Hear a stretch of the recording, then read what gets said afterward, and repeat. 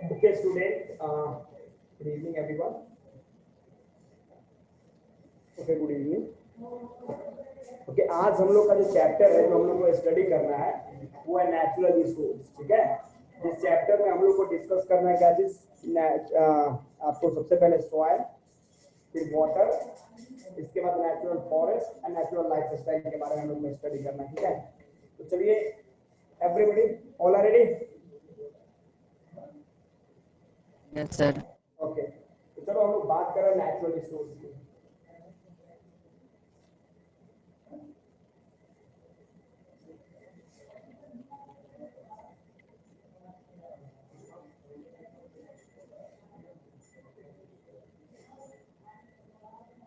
देखो, बात करना हम लोग को natural resource.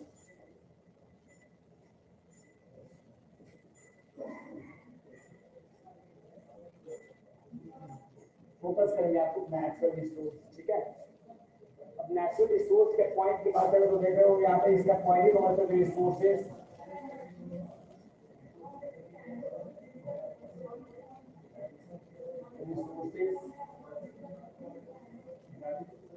which have been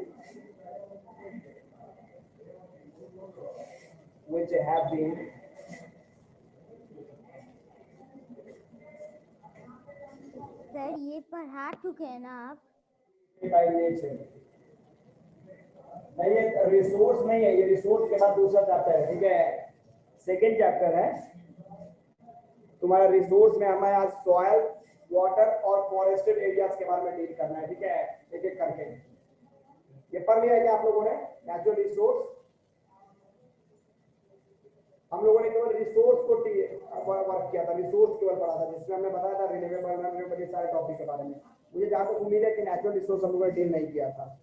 second chapter है तुम्हारा natural resource, soil, water and forest, natural vegetation, wild life resource. हाँ, वही वाला चैप्टर है. ठीक है, तो देखो इसमें सबसे पहले हमें स्टडी करना है किसके बारे में? सॉइल. हमें इसके पॉइंट्स के बारे में स्टडी करना है. ठीक है, तो सॉइल के बारे में अगर स्टडी हम लोग करने जाए तो सबसे पहले आप देखो क्या इसके इंपॉर्टेंट बहुत ही ज्यादा इंपॉर्टेंट रिसोर्स. क्यों? बिकॉज सॉइल के बाद तो सबसे पहले तो यहाँ पे हम लोग एग्रीकल्चर के प्रोसेस को परफॉर्म करते हैं. एग्रीकल्चर के प्रोसेस को इस जगह पे परफॉर्म कर रहे हैं. अब एग्रीकल्चर का मतलब तो आप लोग समझ रहे हो. एग्रीकल्चर का मतलब क्या है? Growing of crop in a large scale. जो क्रॉप्स हम लोग ग्रो करते हैं ज्यादा से ज्यादा मात्रा में, दैट इज कॉल्ड एग्रीकल्चर. अब देखो एग्रीकल्चर को भी हम लोग इसको डील करते हुए चले जाते हैं. ठीक है, एग्रीकल्चर को भी हम लोग डिवाइड कर देते हैं अलग अलग पॉइंट पे. एग्रीकल्चर को भी हम लोग डिफाइन कर दे रहे हैं कुछ अलग पॉइंट पे, जिसमें सबसे पहले आप देखो एग्रीकल्चर तीन तरीके से हम लोग डिवाइड कर सकते हैं. पहला आपका था प्रिमिटिव,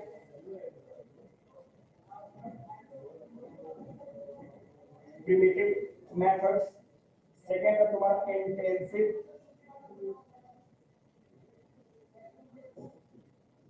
एंड थर्ड है आपका कमर्शियल.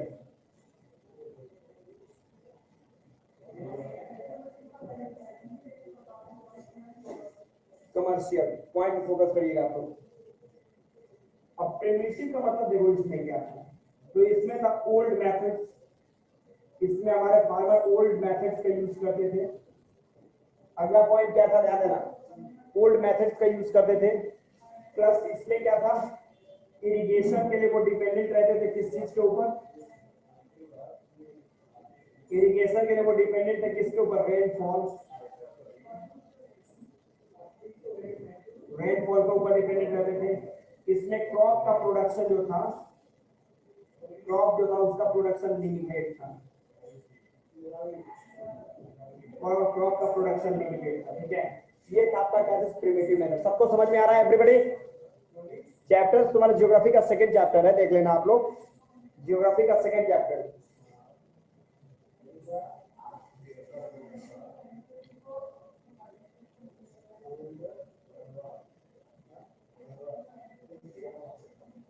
इंटेंसिव का और देखो यहाँ पे कंडीशंस क्या हुआ कि सपोज करो कि पुराने टाइम में हम लोग जो एग्रीकल्चर के प्रोसेस को परफॉर्म करते थे उसमें क्या था कि पॉपुलेशन कम था, इसके वजह से कोई भी प्रॉब्लम नहीं था। नॉट विजिबल, क्या विजिबल नहीं है? ऑडियो वीडियो बहुत क्लियर, वीडियो क्लियर है, सबको दिख रहा है? Everything is okay? Yes, sir. Everything is fine, okay okay, चलो लेट्स गो। तो ये मैंने बताया क्या कि हमारा प्रिमिटिव मेथड हम लोग क्या यूज करते थे, तो उस समय हमारे फार्मर्स जो थे पॉपुलेशन की कमी थी, पॉपुलेशन इतना ज्यादा तो डेवलप था नहीं हमारा यहाँ, जो हुआ नहीं था, तो लिमिटेड क्वांटिटी में भी जो हम लोग क्रॉप का प्रोडक्शन करते थे उससे सफिशिएंट मात्रा में सबको फुल टाइम मिल जाता था। लेकिन आगे जाके आपने क्या देखा कि पॉपुलेशन का ग्रोथ बढ़ा, तो पॉपुलेशन का ग्रोथ बढ़ा इसका मतलब ये थोड़ा है कि लैंडफॉर्म बढ़ गया, लैंडफॉर्म तो जैसा था वैसा ही आ, तो उसके बाद हम लोगों ने क्या किया, इंटेंसिव फार्मिंग को यूज किया, मतलब after green revolution 1960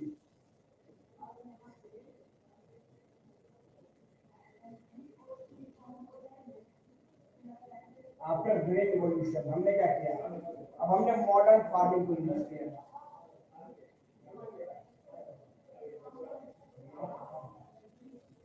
modern farming किया हमने, इनऑर्गेनिक फर्टिलाइजर का यूज किया,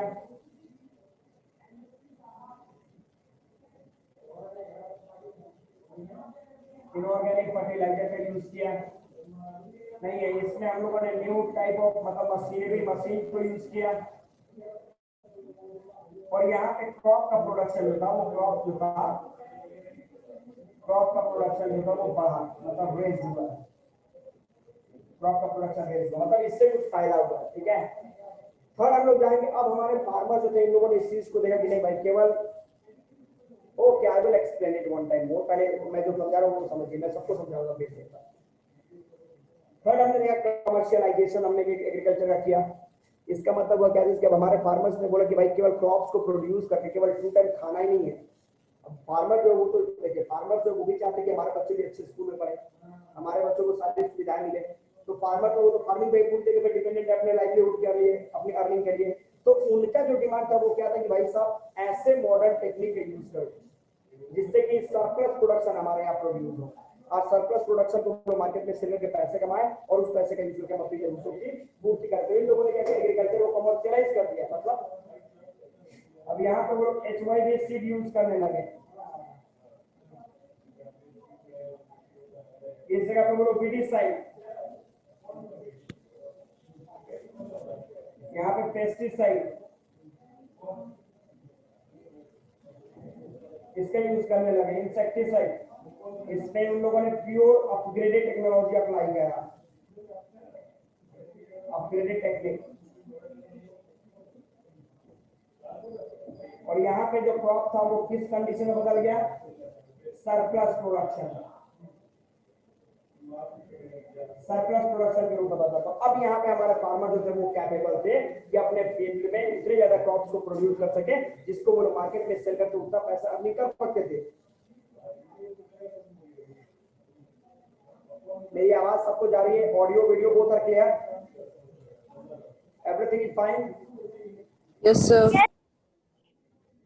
ओके, तो अब चलो मैं आपको बताऊं, ध्यान देना, सपोज करो कि ये मेरी पृथ्वी है, हमारी पृथ्वी है, ठीक है, इस पे आपने देखा है कि सपोज करो कि ये लैंड फॉर्म है, ठीक है, इसमें ये जो एरियाज है ये एरियाज ये वाटर है, ठीक है, एक एरिया में कहीं पर लैंड है, ठीक है, और इस लैंड में आप देखोगे, ध्यान देना,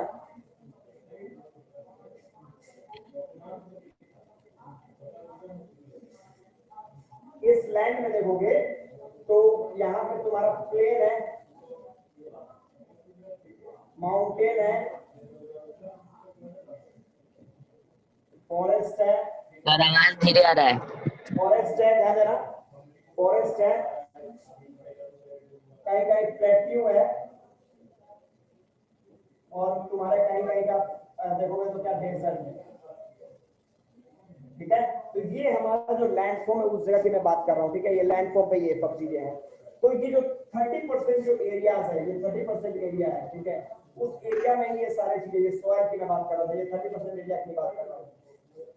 तो उसमें भी अगर बात करें एग्रीकल्चर कहाँ पे परफॉर्म किया जा सकता है स्टूडेंट, ये बताओ। तो एग्रीकल्चर का हम लोग प्लेन की बात कर रहे हैं कि प्लेन जो एरियाज है, जो हमारे नॉर्थ एरिया के जो एरिया है वहां पे सबसे ज्यादा क्या करते हैं, एग्रीकल्चर को परफॉर्म करते हैं। ठीक है, तो हम लोग बात करेंगे एग्रीकल्चर की। बात किया मैंने, तो एग्रीकल्चर में आपने देखा जैसे growing of crops in large scale, मतलब हम लोग ज्यादा से ज्यादा मात्रा में जो क्रॉप्स को प्रोड्यूस करते हैं, इसे हम लोग क्या बोलते हैं, एग्रीकल्चर। तो एग्रीकल्चर को हमने 3 तरीके से डिवाइड किया है। पहले क्या इंटेंसिव फार्मिंग, सॉरी पहला क्या प्रिमिटिव फार्मिंग, उसके बाद इंटेंसिव फार्मिंग, और तब हमने क्या कमर्शियल फार्मिंग। ठीक है, तो प्रिमिटिव फार्मिंग में मैंने कहा क्या इसकी ओल्ड मेथड, पुराने टाइम में जो हमारे किसान जो मेथड के यूज करते थे, जिसमें क्रॉप का प्रोडक्शन लिमिटेड होता था और वो पूरी तरीके से नेचर के ऊपर डिपेंडेंट रहते थे, क्या के लिए, क्रॉप के प्रोडक्शन के लिए। सेकंड हमने कहा इंटेंसिव की बात की, तो इंटेंसिव का मतलब ग्रीन रिवॉल्यूशन जो हुआ, ग्रीन रिवॉल्यूशन का मतलब हरित क्रांति भी जिसको बोलते हैं। ग्रीन रिवॉल्यूशन के बाद क्या हुआ, हमारे देश के फार्मर्स ने कुछ टेक्नोलॉजी का यूज करना शुरू कर दिया, मतलब हमारे यहाँ जो था वो इनऑर्गेनिक फर्टिलाइजर का यूज करने शुरू कर दिया हम लोगों ने मॉडर्न मशीन का यूज करना, जैसे ट्रैक्टर, बैल की जगह पे ट्रैक्टर आ गया टू प्लॉ द फील्ड। ठीक है, तो यहाँ पे कुछ क्रॉप का प्रोडक्शन बढ़ा। आगे चल के आपके फार्मर जो थे उन लोगों ने बोला कि नहीं केवल खाने तक सीमित नहीं रहना है, अब हमें अपने बेसिक जरूरतों को भी पूरा करना है। तो इसके लिए क्या करना पड़ेगा, तो इसके लिए उन लोगों ने क्या किया, तो प्योर मतलब कि कमर्शियलाइज कर दिया आपके एग्रीकल्चर को। यहाँ पे एग्रीकल्चर को हमने क्या कर दिया, कमर्शियलाइज करा। तो कमर्शियलाइज का मतलब हमने HYB सीड्स यूज करना शुरू कर दिया, हाइब्रिड सीड्स को बोलते हैं। इनऑर्गेनिक फर्टिलाइजर का जैसे पेस्टिसाइड, वीडिसाइड, इंसेक्टिसाइड। वीड्स जानते हो ना, वीड्स क्या होता है, अनवांटेड प्लांट्स। हम लोग देखा कि जब खेतों में जो फील्ड में जो क्रॉप्स को प्रोड्यूस कर बोते हैं, ग्रो करते हैं, तो उसमें अनवांटेड प्लांट्स भी ग्रो कर जाते हैं। ठीक है, तो उस अनवांटेड प्लांट को खत्म करने के लिए जिस केमिकल का यूज हम लोग करते हैं उसको वीडिसाइड्स कहते हैं। इंसेक्टिसाइड, कुछ इंसेक्ट जिसमें चूहे, रोडेंट्स हो गए चूहे या फिर कुछ बैक्टीरिया, वायरस, जो चीजें हैं वो जो क्रॉप को बर्बाद डिस्ट्रॉय कर देते हैं, तो उनको खत्म करने के लिए जिस केमिकल का यूज करते हैं उसको इंसेक्टिसाइड बोलते हैं। तो इस तरह के भी केमिकल्स मार्केट में आ गए, इसका भी यूज करके हम लोगों ने क्या क्या खेती किया। और आज बिकॉज ऑफ कमर्शियलाइजेशन आज हमारे किसान जो थे वो सरप्लस प्रोडक्शन का यूज करना शुरू कर दिया हमारे खेतों में। कोई दिक्कत नहीं, कोई प्रॉब्लम, एनीबॉडी, किसी को कोई प्रॉब्लम अभी तक? मैंने आपको 3 पॉइंट बताया, प्रिमिटिव एग्रीकल्चर, इंटेंसिव एग्रीकल्चर और तुम्हारा कमर्शियल एग्रीकल्चर। इन तीनों टॉपिक में किसी को कोई problem, anybody, anyone? Okay, take.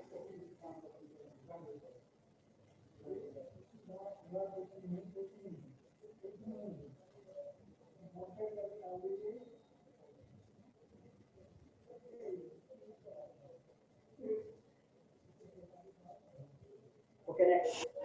Welcome to Howie.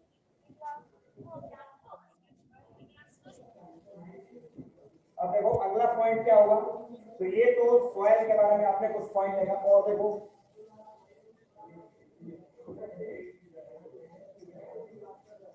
अब देखो आज के दिन हम लोग क्या कर रहे हैं, हम लोग एक वर्ड यूज करते हैं सस्टेनेबल डेवलपमेंट।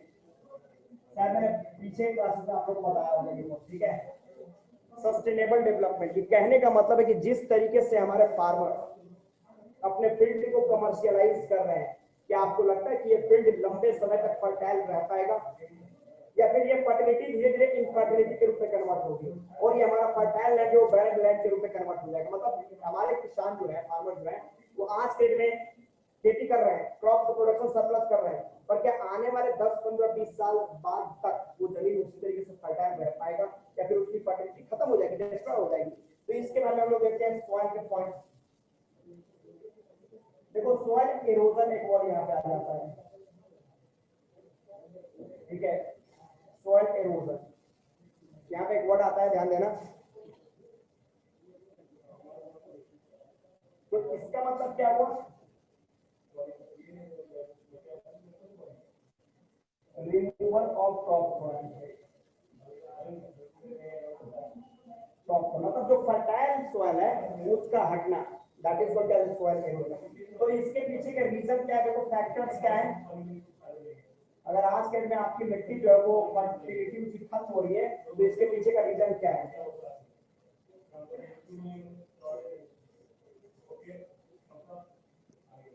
तो उसके पीछे का रीजन देखो सबसे पहला क्या है, सबसे पहला इनऑर्गेनिक फर्टिलाइजर का यूज करना।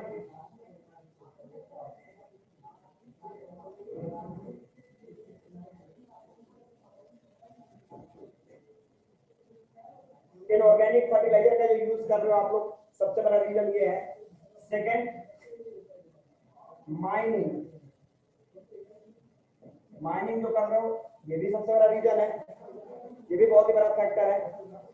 इसके बाद आप जाओगे ओवर ग्रेजिंग।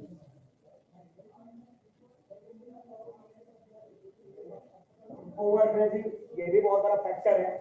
इसके बाद और भी जाओ, हम बात करेंगे डेफोरेस्टेशन।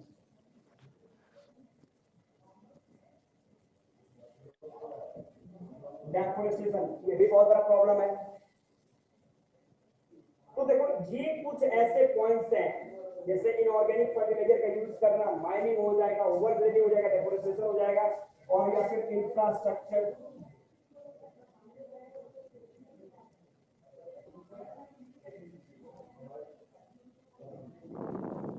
इंफ्रास्ट्रक्चर का जो ग्रोथ हुआ, ये भी आपके प्रॉब्लम्स हैं। तो देखो ये 5 ऐसे पॉइंट्स, अभी इन पॉइंट्स का हम लोग डिस्कस करेंगे। हमारे देखो पहला पॉइंट इनऑर्गेनिक फर्टिलाइजर। अब सपोज करो कि अगर ओके अक्षर,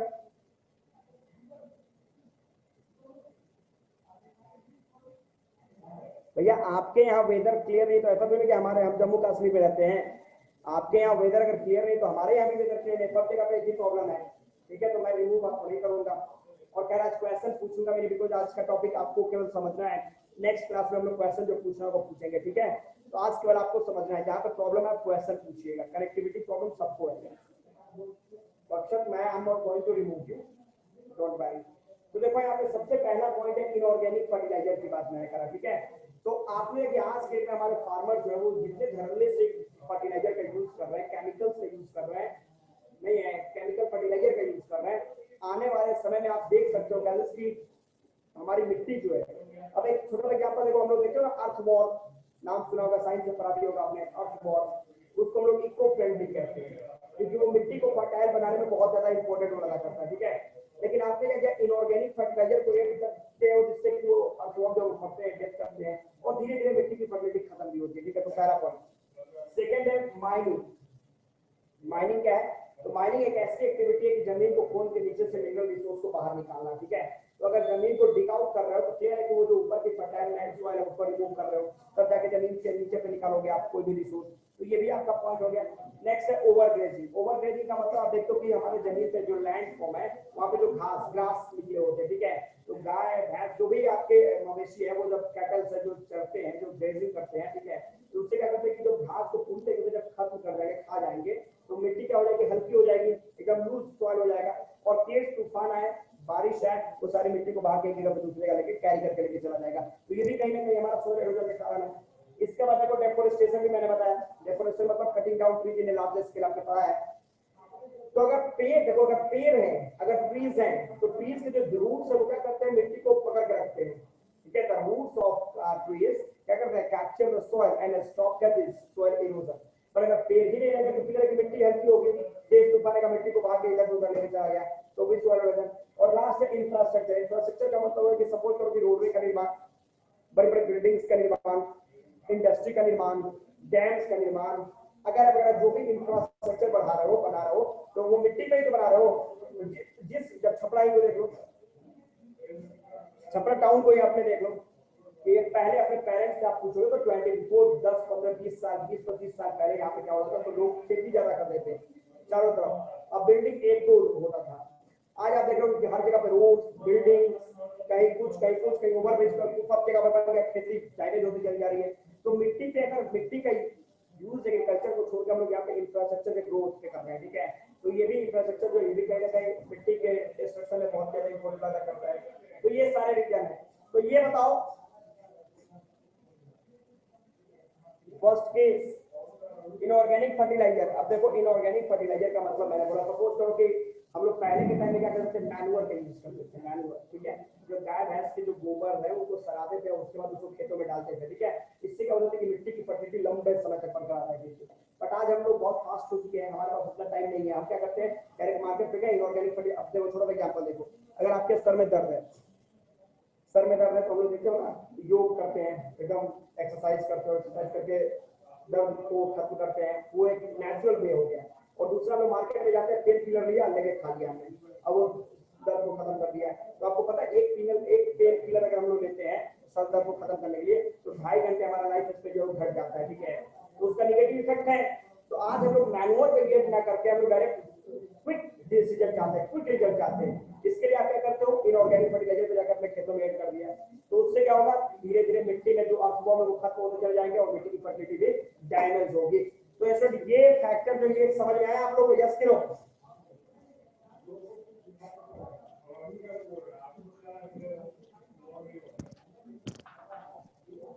इस प्रॉब्लम में किसी इस पॉइंट पे किसी को कोई दिक्कत? Anybody?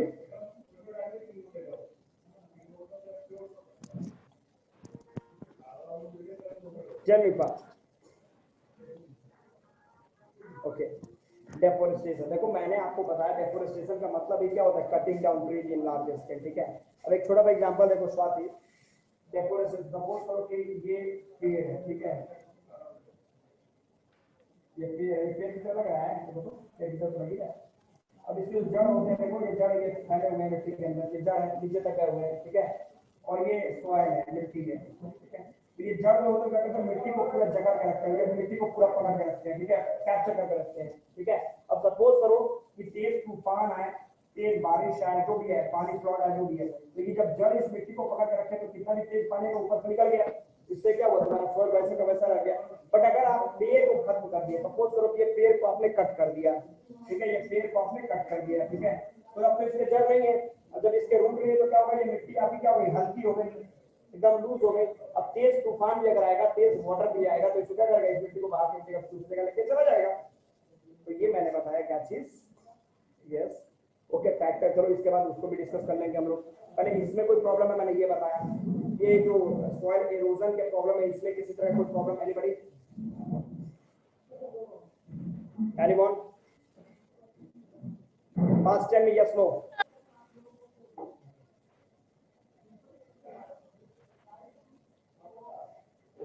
No problem, okay okay, चलो ठीक है। ओके, अब देखो अगले पॉइंट की तरफ हम लोग चलेंगे। अब देखो इस वक्त अगला हमारा जो टॉपिक है, ध्यान दीजिएगा, अगला जो पॉइंट है, अब हम बात करेंगे, अगला जो पॉइंट है इसमें फोकस करना। अब हम बात करने जा रहे हैं अब डेफोरेस्टेशन, अब हम लोग बात करेंगे हाउ कैन बी कंजर्व, आखिर हम लोग ये जो सॉइल इरोजन है इसको कैसे बचा सकते हैं, इसका भी पॉइंट समझना, ध्यान रखना। कंजर्वेशन, अब इसी फैक्टर को हम लोग रिमूव करें तो हम बात करेंगे कंजर्वेशन, कैसे इसको कंजर्व करेंगे। तो देखो इसको एकदम इजी है, ये जो इनऑर्गेनिक फर्टिलाइजर है इसको हम लोग कन्वर्ट कर दो, क्या ऑर्गेनिक का यूज करो, ऑर्गेनिक का यूज करो। माइनिंग है, इसको स्टॉप मतलब मिनिमाइज करो, स्टॉप तो नहीं कर सकते लेकिन मिनिमाइज तो कर ही सकते हैं, मिनिमाइज करो। ओवर ग्रेजिंग है, इसको स्टॉप करो, ओवर ग्रेजिंग ज्यादा मत कराइए, लिमिट में कराइए। डेफोरेस्टेशन को एफोरेस्टेशन कर दो, डेफोरेस्टेशन की जगह पे एफोरेस्टेशन कर दीजिए, पेड़ लगाइए, और इंफ्रास्ट्रक्चर को भी मिनिमाइज करिए। तो इस तरीके से आप क्या करोगे कि सोइल एरोजन की जो प्रॉब्लम है उसको हम लोग बचा सकते हैं। कोई प्रॉब्लम एनीबॉडी? एनीवन? चलिए fast fast fast fast, problem है? बोलो यस नो फास्ट, और बोलो कर्तव्य क्या है, हाँ बोलो कर्तव्य क्या प्रॉब्लम है। तो पहले यस सर बोलो, नहीं तो नो सर बोलो, ठीक है। पहले सोचो लिखना क्या है, टाइप यस करना है, नो लिख देता है, नो बोलता है, यस लिख देता है। इसमें कोई प्रॉब्लम? हाँ बोलो। No, sir, no problem. मतलब नो सर नो प्रॉब्लम, ठीक है। तो अगले टॉपिक की तरफ हम लोग चलेंगे। ध्यान दो, एक स्टूडेंट एक क्वेश्चन पूछा, factor of soil, how soil formation. Okay चलो हम लोग इसी पे डिस्कस करने जा रहे हैं। हम लोग सॉइल फॉर्मेशन की बात करेंगे, ठीक है, ध्यान देना। अब देखो सॉइल फॉर्मेशन अलग अलग तरीके से आपके अलग अलग पॉइंट्स होते हैं, ठीक है, और अलग अलग तरह की मिट्टियां भी होती हैं जो कि अलग अलग स्टेट में पाई जाती हैं, वो ठीक है। अब इसका एक छोटा सा नोट, ओके ओके। अब देखो हम लोग बोल रहे हैं सॉइल फॉर्मेशन की बात कर रहे हैं, ध्यान देना।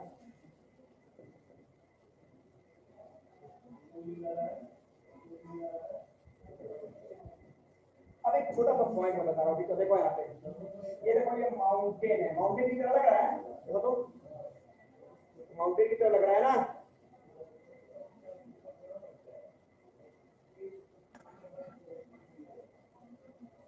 ये माउंटेन है, ठीक है, ध्यान देना। अब होता क्या है, पॉइंट समझो क्या होता है। अब होता क्या है कि आपको तो पता है कि रिवर्स, देखो रिवर्स की मैं बात कर दूं तो ये आगे के टॉपिक हम जब वाटर में जाएंगे तो इसके बारे में डील कर लेंगे हम लोग, ठीक है। तो यहाँ से पेरेनियल रिवर्स मतलब माउंटेनियर रिवर, जो हिमालय रिवर भी जिसको कहा जाता है, ये नदियां 24/7 ये कंटिन्यू फ्लो करती है, ये कभी सूखती नहीं है, ठीक है। तो ये नदियां जो सपोज और यहाँ से जो रिवर्स है, ये रिवर्स जो है वो यहाँ पे फ्लो करते हुए चले आ रही है, लैंड पे आ रहे हैं, ठीक है। अब कंडीशंस क्या होता है, आपने आप यहाँ पे एक प्रोसेस होता है वेदरिंग। वेदरिंग मतलब क्या होता है, ब्रोकन डाउन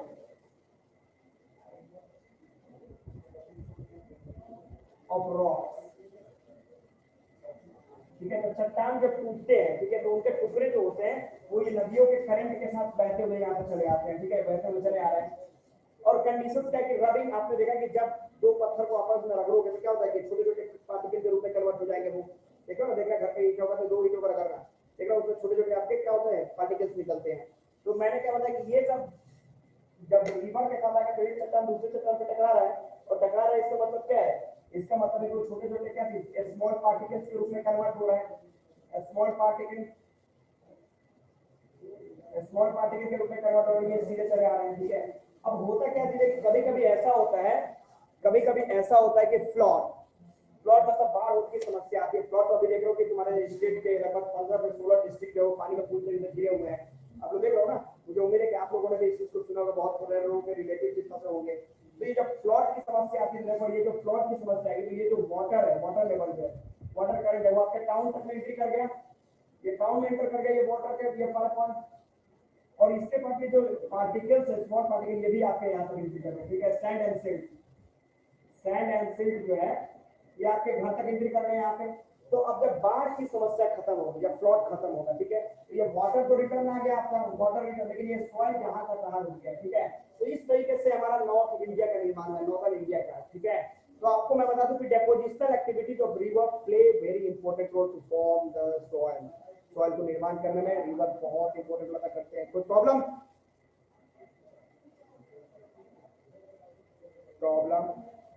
तो तुम लोग यस नो बोलने में इतना टाइम क्यों लगाता है?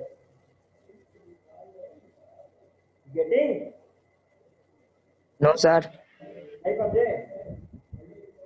समझ गए सर। ओके तो आगे बढ़े क्या, एक स्टेप आगे बढ़े, वाटर पे ले चले आप लोग को। माइक्रो और यस सर। हाँ ये भी आपके इंपॉर्टेंट अदा करते हैं। चलो ओके, तो हम लोग एक स्टेप आगे चले, तो ये सॉइल हो गया, ठीक है, इसके बारे में हम लोग को वर्कआउट करना था। अब चलो, सॉइल के काइंड्स भी अलग अलग तरह के होते हैं, जैसे मैं हम देखते हैं कि एलुवियल सॉइल्स है, ध्यान दो उसके बारे में थोड़ा समझ लो। अब इसका मैं एक चार्ट आप लोगों को आज भिजवा दूंगा, ठीक है, सर को मैं दे दूंगा, सर आप लोगों को सेंड कर देंगे एक चार्ट, देखना मिट्टी का पूरा पॉइंट। तो देखो यहाँ पे क्लासिफिकेशन ऑफ सॉइल, सॉइल के भी अलग अलग टाइप्स हैं, जैसे मैं तुम्हारा पहला एलुवियल सॉइल, इसके भी दो काइंड्स हैं, एक तुम्हारा होता है खादर, एक होता है भांगर, ठीक है। दूसरा है ब्लैक सॉइल, इसको रेगुलर सॉइल भी कहते हैं, इसको ब्लैक कॉटन सॉइल भी कहते हैं, ठीक है। इसके बाद तुम्हारा आता है क्या चीज, सैंडी सॉइल, इसके बाद तुम्हारा आता है लेटेराइट सॉइल, ठीक है। इसके बाद एक तुम्हारा माउंटेनियस सॉइल भी आता है। तो कहने का मतलब ये सारे सॉइल जो है, इसके मैं चार्ट आज आप लोगों को भिजवा दूंगा, ठीक है, उसको तरीके से आप लोग देख लीजिएगा। लूमी एंड सैंडी सॉइल को मिलाओगे तो तुम्हारा एलुवियल सॉइल बन जाएगा, ठीक है। आप देखो ना ब्लैक सॉइल पूरा तरीके पे देखो, यहाँ पे ब्लैक सॉइल जो होते हैं, जो लूमी सॉइल की बात कर रहे हो, देखो उसके पार्टिकल्स ऐसे क्लोजली पैक्ड होते हैं, और सैंडी सॉइल के जो पार्टिकल होते हैं वो ऐसे पार्शियली पैक्ड होते हैं, और जब लूमी को और इसको ये लूमी सॉइल जो ब्लैक सॉइल और प्लस इसको सैंडी सॉइल को जब मैच करोगे तब तुम्हारा बन जाएगा एलुवियल इस तरीके से एकदम परफेक्ट सॉइल फॉर एग्रीकल्चर। तो ये सॉइल का पॉइंट है, ये सब चार्ट मैं आपको भेज दूंगा, आप इसको देख लीजिएगा, ठीक है।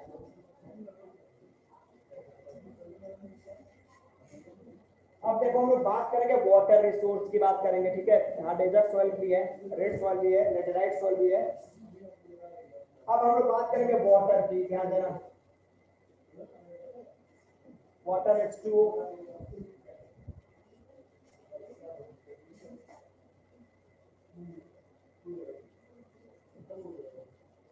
हम लोग बात करेंगे वाटर की, ठीक है। तो वाटर को आपने तो देखा है, कोई आप ये थोड़ा सा पॉइंट, अगर ये हम लोग ग्राफ बना लिए, पृथ्वी को बना ले, तो आपने देखा है क्या चीज, ये एक भाग में ये लैंड है और ये सब वाटर है, वाटर है, वाटर है पृथ्वी को। इसलिए हम लोग पृथ्वी को हम लोग ब्लू प्लेनेट भी कहते हैं, इसको वाटरी प्लेनेट भी कहते हैं, वाटरी प्लेनेट भी कहते हैं, ठीक है।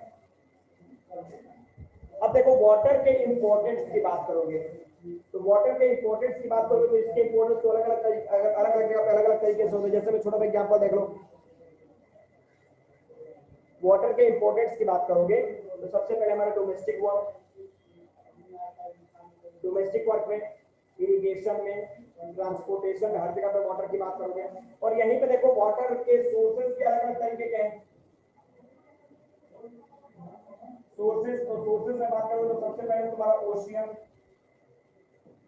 इसके बाद रिवर्स, इसके बाद ओशियन हो गया, रिवर्स हो गया, रेनफॉल भी हो गया, इसके बाद तुम्हारा झील हो गया, स्ट्रीम्स हो गया, ग्लेशियर, ग्लेशियर, ग्लेशियर में भी तुम्हारा वाटर मौजूद है, ठीक है। तो देखो यहाँ पे एक वर्ड है, यहाँ पे रिवर्स, ध्यान देना। मैं कुछ इंपॉर्टेंट पॉइंट बता रहा हूँ आपको कि रिवर्स जो होते हैं, रिवर्स को लोग मल्टीपर्पज प्रोजेक्ट कहते हैं। जानते हो क्यों? मल्टीपर्पज प्रोजेक्ट, रिवर्स को हम लोग मल्टीपर्पज प्रोजेक्ट के रूप में देखते हैं। मल्टीपर्पज जानते हो क्या होता है? अरे मल्टी टैलेंटेड स्टूडेंट नाम सुना है? मल्टी टैलेंटेड स्टूडेंट,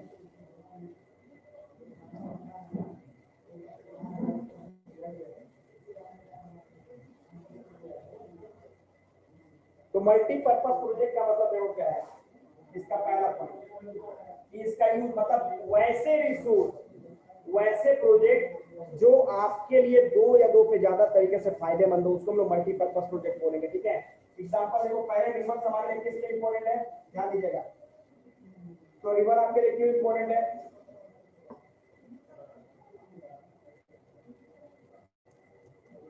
तो पहले ये क्या करता है, प्रोवाइड वाटर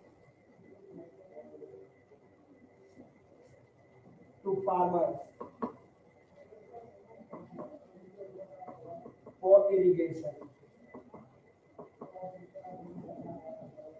पहला पॉइंट है इरिगेशन के लिए, इरिगेशन के लिए आपको प्रोवाइड करेगा। सेकंड है hydro electricity,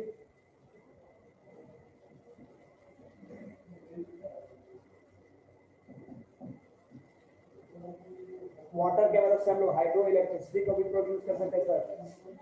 sir please, hydro electricity को भी हम लोग प्रोड्यूस कर सकते हैं। अब हाइड्रो इलेक्ट्रिसिटी क्या है, देखो यहाँ पे, तो हाइड्रो इलेक्ट्रिसिटी क्या है, तो the force of falling water from a great height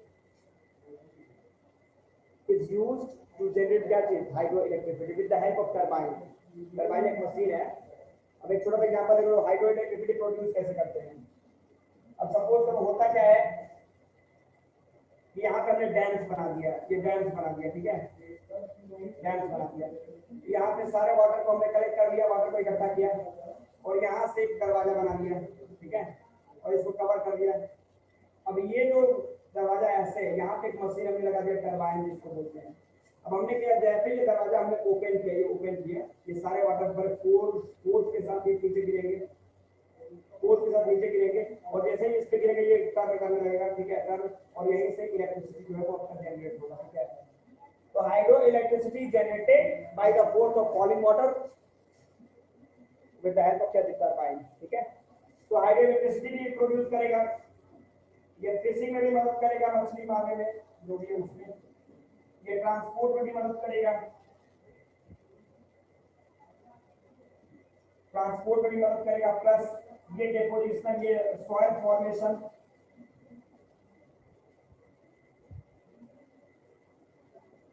तो रिवर्स के जो आपकी 5 से भी ज्यादा तरीके से ये फायदेमंद है, ठीक है। दैट्स व्हाई यहाँ पे हम लोग रिवर्स को मल्टीपर्पज प्रोजेक्ट भी कहते हैं। कोई problem, anyone any problem? No, sir. No, sir.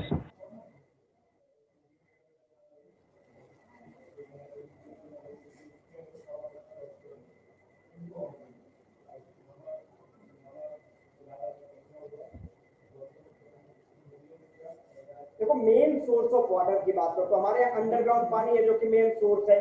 अब हैंडपंप हम लोग लगाते हैं ना, मोटर वोटर जो भी तुम ज्यादा क्या करते जमीन से नीचे पानी निकाल के आपको देते हैं, तो आपके लिए तो मेन सोर्स अंडरग्राउंड वाटर है। अब ऐसा थोड़ी ना कि ओशियन में जाता है, समुद्र में जाकर वहां का पानी लेके उसको फिल्टर करके सब कुछ तैयार करके पीता है हर बंदा। जो हमारे लिए अगर मेन सोर्स की बात करोगे तो हमारे लिए we the human being we have अब क्या कहते हैं underground water is the main source for us. हमारे लिए मेन सोर्स आपका अंडरग्राउंड वाटर है। कोई प्रॉब्लम?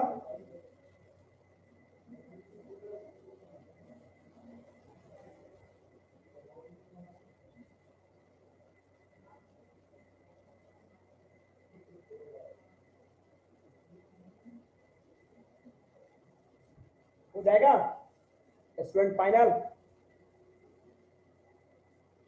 ओके।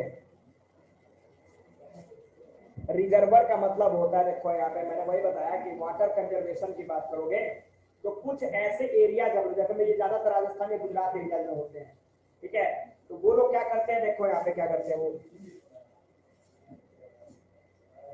देखो वो क्या करते हैं, हमें यहाँ पे देखो ना कि यहाँ पे वाटर की स्कार्सिटी नहीं है तो हमें को वाटर का इंपॉर्टेंट नहीं समझ में आ रहा है। पर वहीं पे जाओगे, मैं तुमको बता रहा हूँ एक छोटी सी स्टोरी बता रहा हूँ। मैं गया था एक बार गुरु और छत्तीसगढ़, ठीक है। मैं वहां के एक इंसिडेंट तुम शेयर कर रहा हूँ।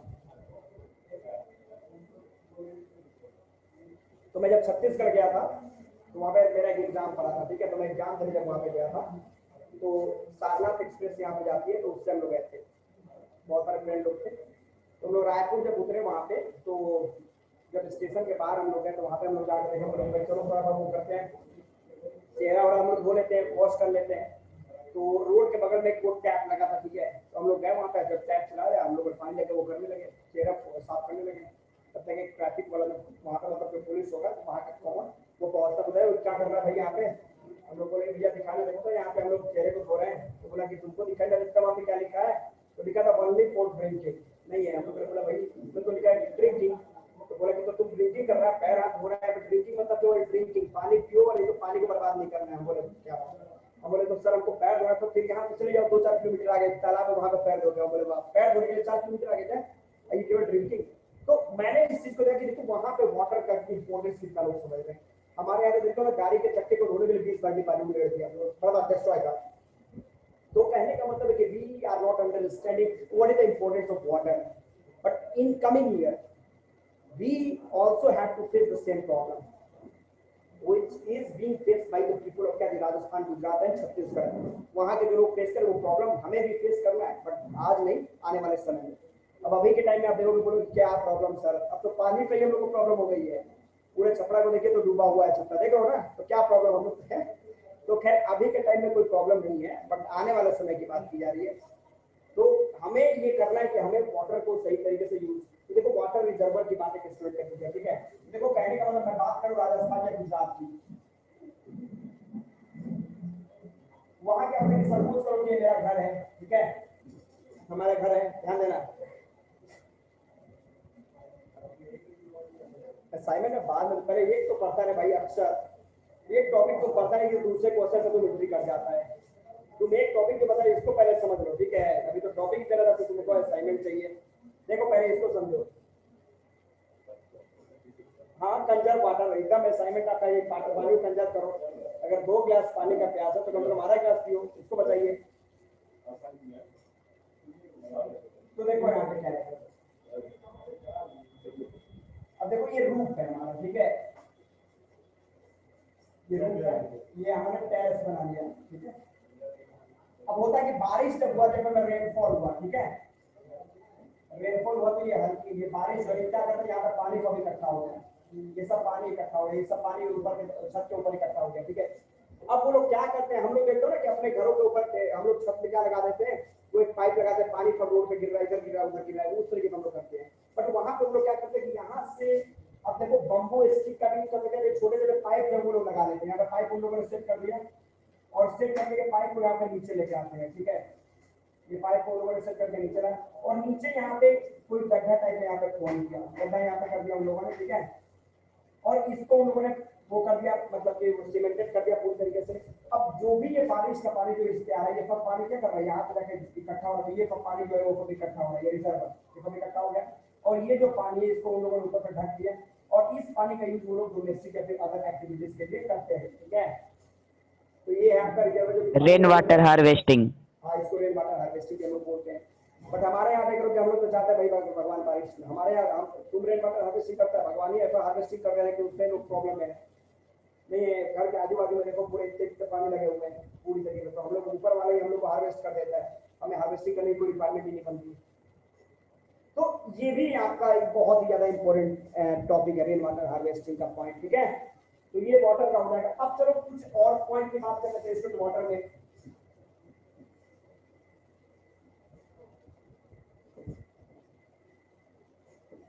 अब देखो आज के दिन में हमारा वाटर जो है पूरी तरीके से पॉल्यूट हो रहा है, इसके पीछे का रीजन क्या है, ध्यान देना कि वाटर का भी कंजर्वेशन, वाटर पॉल्यूशन भी हो रहा है, ठीक है। तो पॉल्यूशन ऑफ वाटर, अगर वाटर जो है अगर आपका पॉल्यूट हो रहा है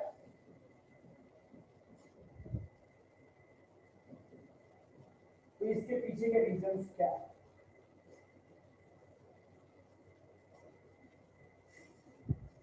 ठीक है। तो देखो सबसे पहले तो आपका इंडस्ट्री हम बात करेंगे, इंडस्ट्री। सेकेंड हम बात कर सकते हैं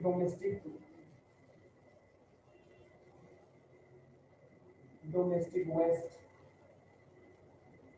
इसके बाद कर सकते हैं कि हम लोग जो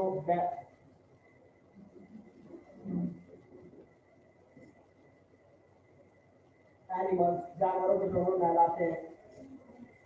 इसके बाद कुछ नेचुरल एक्टिविटी भी है,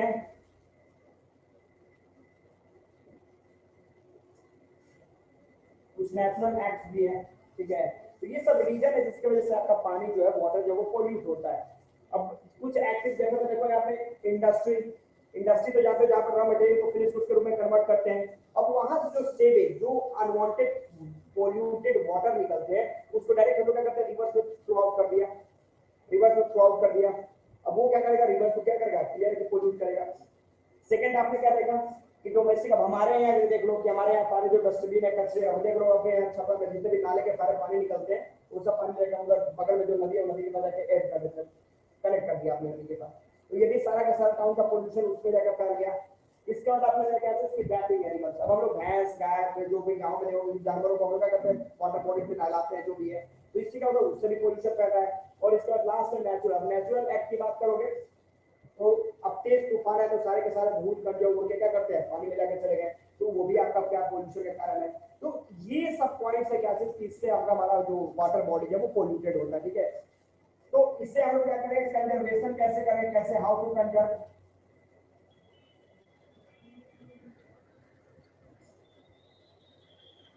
conservation of water.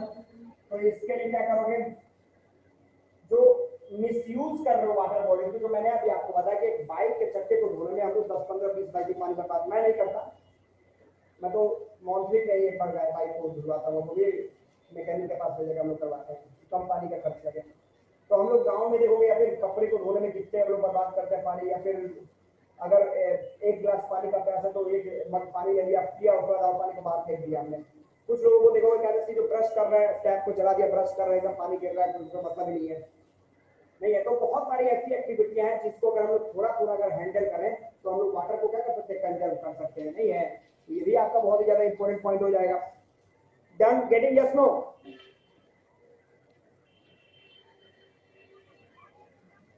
Student are you getting? तो यहां तक का टॉपिक रहेगा अभी का, ठीक है। अब आप लोग को जो कुछ क्वेश्चन पूछना है क्वेश्चन पूछिए आप लोग, ask question which you want, क्योंकि अब इसके बाद वाटर के बाद अब हम लोग आगे नहीं जाएंगे, आगे का टॉपिक अगले दिन भी हम लोग को चलेगा। तो अभी मेरे को ये बताओ कि इसमें जिसको जो क्वेश्चन पूछा वो क्वेश्चन पूछो, जिसको जहां पे प्रॉब्लम है।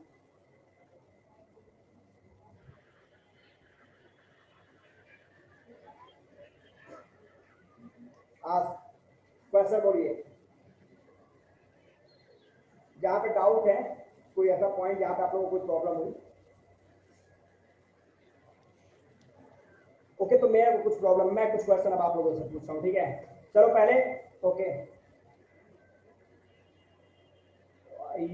Yes yes yes yes I है, ये फाइल है। देखो एसी ड्रेन की बात करोगे, एसी ड्रेन कैसे फॉर्म होता है, देखो ध्यान देना, पॉइंट देखो, एसी ड्रेन देखो यहाँ पे सर हाँ, सर वहाँ एनिमल्स के ऊपर क्या लिखा था? कहाँ पे एनिमल, सर आप मिटा दिए। और मैंने बाथिंग लिखा था, BATH, बाथिंग ऑफ एनिमल्स, जानवरों को नहलाया जाता है। देखो एसी ड्रेन, एक बच्चे ने क्वेश्चन पूछा,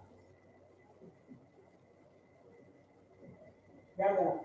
सपोज करो कि हमने ये इंडस्ट्री को सेटअप किया है, ये इंडस्ट्री है, और ये इंडस्ट्री से क्या करते हैं, ये स्मोक निकल रहा है मुंह में, ठीक है।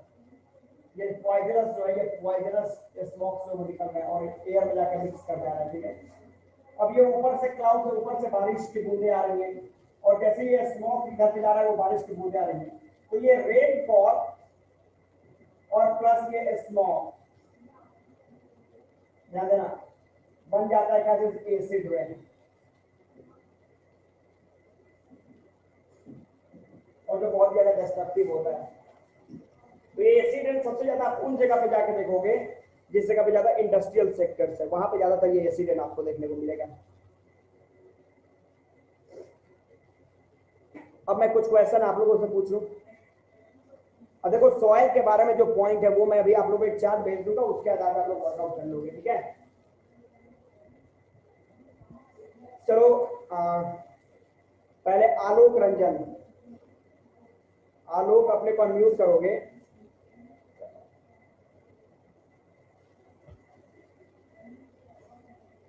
और एक क्वेश्चन देखो, क्वेश्चन सिंपल सा है,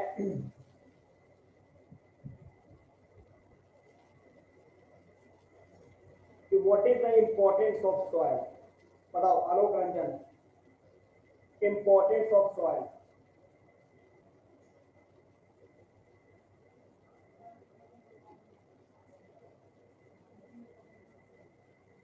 importance of soil, Alok.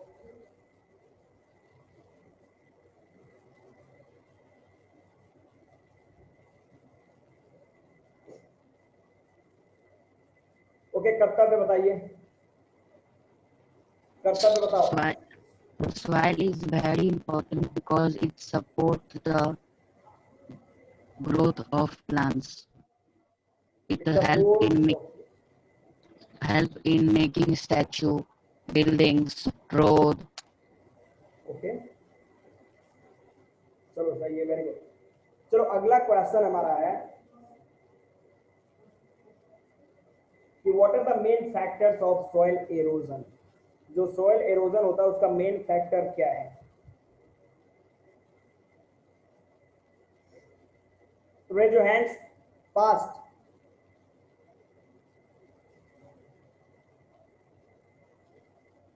Okay, Arya Bhardwaj.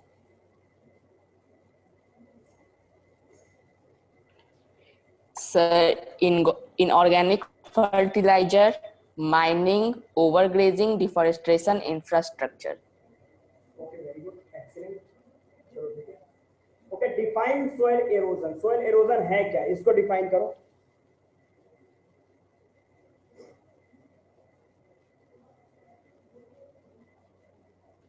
चलो Anshul Sharma. Removal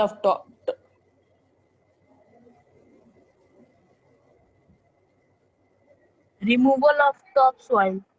very good, चलो ठीक है, very good, excellent. Swati, Swati आपके लिए क्वेश्चन है, ध्यान देना। स्वाति ये बताओ कि why rivers are called multipurpose project.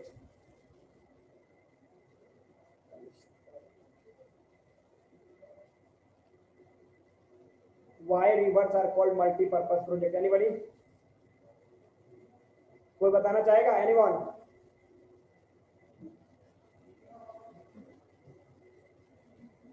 Okay, Ashutosh.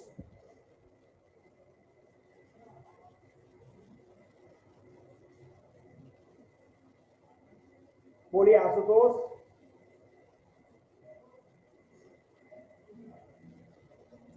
Okay, कर्तव्य।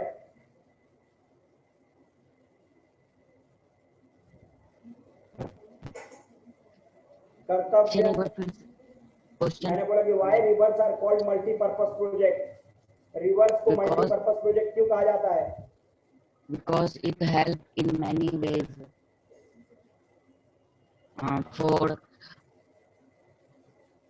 for plant agriculture, making construction of road, planting plant.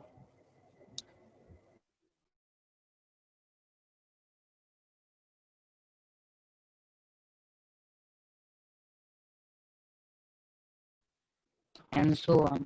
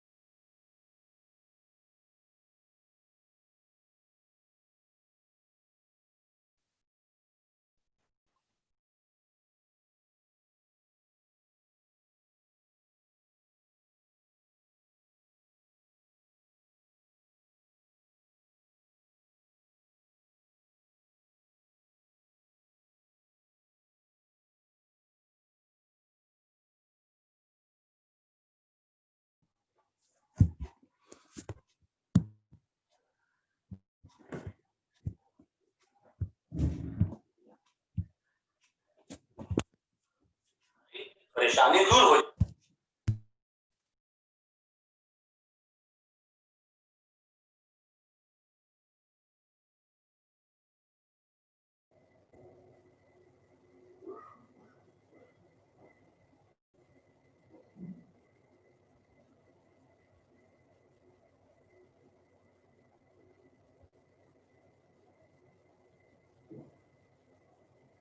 Okay okay, तो मैं आपको बताता rivers are called multipurpose project. सबको मेरी ऑडियो क्लियर जा रही है?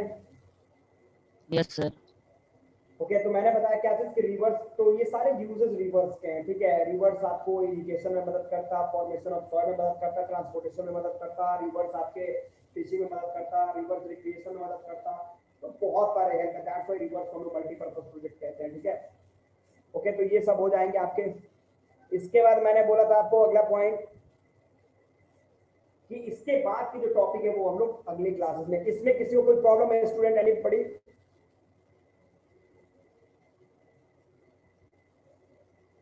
इसमें किसी को कोई प्रॉब्लम? ओके, इंटेंसिव एग्रीकल्चर का मतलब मैंने बोला क्या कि आफ्टर 1960 जब ग्रीन रिवॉल्यूशन की शुरुआत आपके देश के अंदर हुई, तो हमारे फार्मर्स स्टार्टेड टू अप्लाई क्या चीज modern technique, upgraded technology. They started to add upgraded technology in agriculture to grow क्या चीज प्रोडक्शन इन लार्ज स्केल, और इसी को हम लोगों ने इंटेंसिव फार्मिंग करा।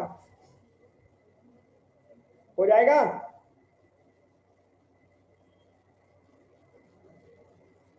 Yes sir. और कोई problem? No, sir. No, sir. Okay, तो यहाँ पे एक छोटा सा ब्रेक। और कुछ पूछना है? Any question? Why ocean water looking blue but river water looking white? Ocean water, you know what है। सबसे पहले तो मैं आपको देखो, अब कहने का मतलब है कि अगर स्पेस से जाकर देखोगे तो आपकी पृथ्वी भी ब्लू दिखाई देती है, ठीक है। ब्लू होना है तो कहने का मतलब है क्या चीज की, अगर पृथ्वी, इसलिए ब्लू प्लैनेट भी पृथ्वी को कहा जाता है, वाटर प्लैनेट भी कहा जाता है। व्हाई? बिकॉज कंडीशंस क्या है कि maximum area of okay result you will get soon आप लोगों को रिजल्ट मिल जाएगा ठीक है रिजल्ट आप लोगों को बहुत जल्दी मिल जाएगा don't worry about your result result आपको मिलेगा ओके देखो सारे सॉइल्स के बारे में मैं अभी आपको वो कर दूंगा क्या बोलते हैं वो अभी सर के थ्रू मैं आप लोग को मैसेज करा दे रहा हूं और आप लोग रिजल्ट जो इससे पहले शायद कोई टेस्ट वोस्ट आप लोग का हुआ था उसकी बात की जा रही है जो टेस्ट हुआ था उसकी बात की जा रही है ठीक है तो ठीक है okay result anything which you want to ask और कुछ पूछना आप लोग को नो सर ओके तो हम लोग सॉइल एंड वाटर के ऊपर आज हम लोगों ने डिस्कस किया है नेक्स्ट क्लास में हम लोग इससे आगे फॉरवर्ड बढ़ेंगे ठीक है तब तक के लिए छोटा सा little break Thank you, sir. Bye. Okay good day bye sir good day